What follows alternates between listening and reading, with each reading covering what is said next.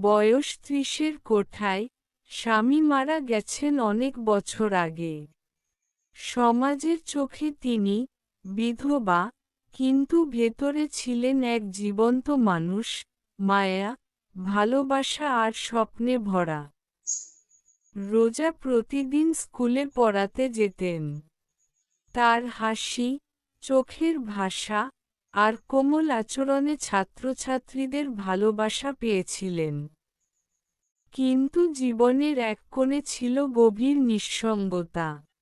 একদিন স্কুলে নতুন হেডমাস্টার আসলেন, নাম আরিফ। বয়সে তরুণ, শিক্ষিত, ভদ্র, আর মায়ামো চেহারা। প্রথম দিন থেকেই আরিফ লক্ষ্য করলেন রোজাকে। তার মুখে এক অদ্ভুত শান্তি, আর চোখে যেন কোনো হারিয়ে যাওয়া কষ্টের ছাপ। দিন যেতে লাগল। স্কুলের কাজে একসাথে সময় কাটাতে কাটাতে দুজনের মধ্যে বন্ধুত্ব হল। কথার পর কথায় তারা নিজেদের গল্প খুলে বললেন, একে অপরের একাকিত্ব, হারিয়ে যাওয়া দিনগুলোর কথা, আর জীবনের ছোট ছোট সুখের মুহূর্ত। একদিন স্কুল ছুটির পর বৃষ্টি পড়ছিল।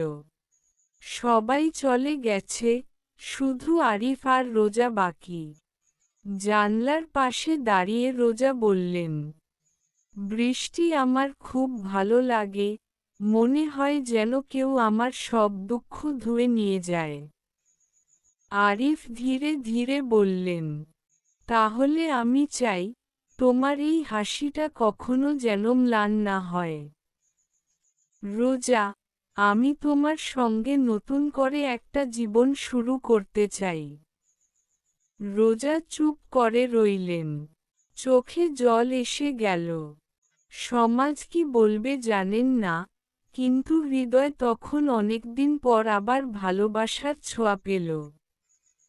কয়েক মাস পর ছোট করে তাদের বিয়ে হল। কেউ কিছু বলল না, কেউ হাসল, কিন্তু তারা জানত, ভালোবাসা কোনো সামাজিক নামের নয়, এটা হৃদয়ের কথা।